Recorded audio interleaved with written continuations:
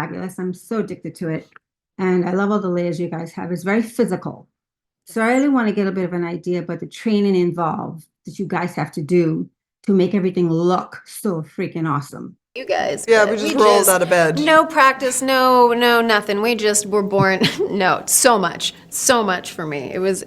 I've done a lot of physical roles in the past. I like these types of characters, but I think this was the biggest set as far as preparation and as far as like kind of the difference, whether it's like hand-to-hand combat or like fighting sticks or like hanging out of a helicopter. All of the things, I would go home and be like, wow, I got to do that today, which was pretty amazing. I know you guys kind of had similar experiences with that.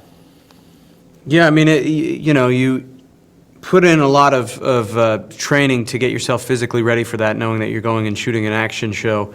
For me, I have a gym in my garage and a heavy bag there, and so I was really, working on that and brushing up on my boxing and things because I knew that was going to play a big part of it.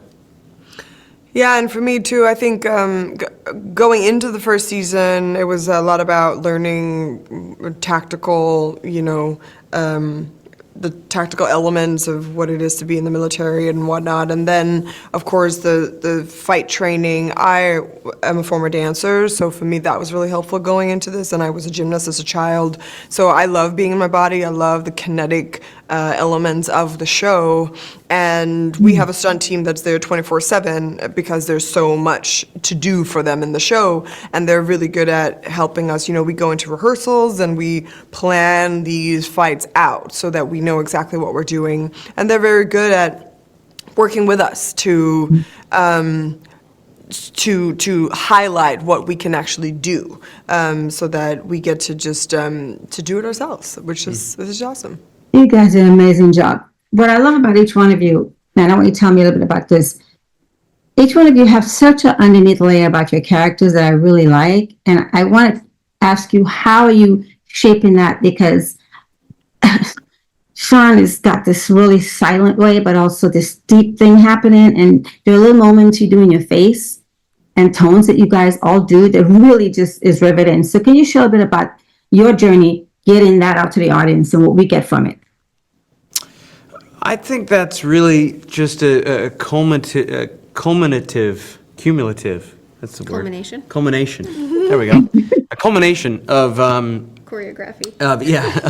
of just doing so many different roles and reading a lot of books and living life and doing theater and things that kind of you end up getting a sort of freedom where you begin to have organic thoughts and things during a scene. So not everything is planned out. And a lot of times you feel insecure when you're doing it. And you think, this is definitely not going the way that I thought that it was going to go. This isn't that good. And what I've realized is that oftentimes that's the most compelling thing because it's the most human feeling that we have. So I'm glad that comes across.